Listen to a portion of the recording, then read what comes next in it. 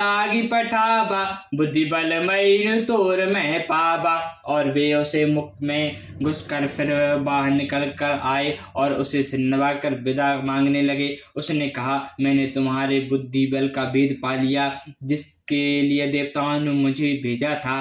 राम काज सब करो तुम रामा, बोल बुद्धि निधान सिया रामा।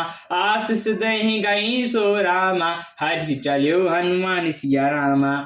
तब हनुमान जी का सब कार्य तुम श्री राम जी का सब कार्य करोगे, क्योंकि तुम बल बुद्धि के भंडार हो। यह आशीर्वाद देकर वह चली गई। तब हनुमान जी हर्षित होकर चले। निश्चर एक सिंधु महु रहियै, करी माया नभ के खग गहै। जीव जतनु के गगन उड़ाही, चल बिलोक तन के परछाई। गई चाह सक को न उड़ाई, यही विधि सदा चर खाई। सो सल हनुमान का कीना, तासु कपटो कपि तुरत चीना। ताहि मारै मारुत सुत बीरा, बरदी पार गयो मति धीरा। तहाँ जाय देखै वन शोभा, गुंजत चंचर मधुर लोभा।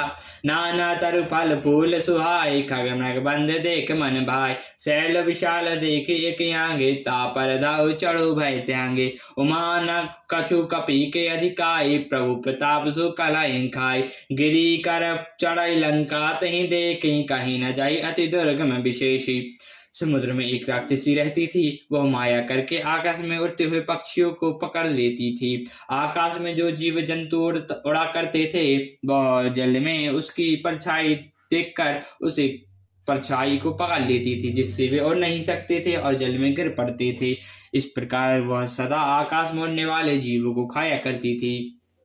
उसने वही छल हनुमान जी से भी किया। हनुमान जी ने तुरंत ही उसका कपट पहचान लिया। पवन पुत्र धीर बुद्धि और वीर हनुमान जी उसको मारकर समुद्र के पार गए। वहां जाकर उन्होंने वन की शोभा देखी। मधु के लोभ से भरे गुंजार कर रहे हैं। अनेकों प्रकार के वृक्ष फूल फल से शोभित हैं। पक्षी और पशुओं के समूह को देखकर तो वे मन में बहुत प्रसन्न हुए। सामने एक विशाल पर्वत देखकर हनुमान जी भय त्याग कर उस पर दौड़कर चढ़ गए।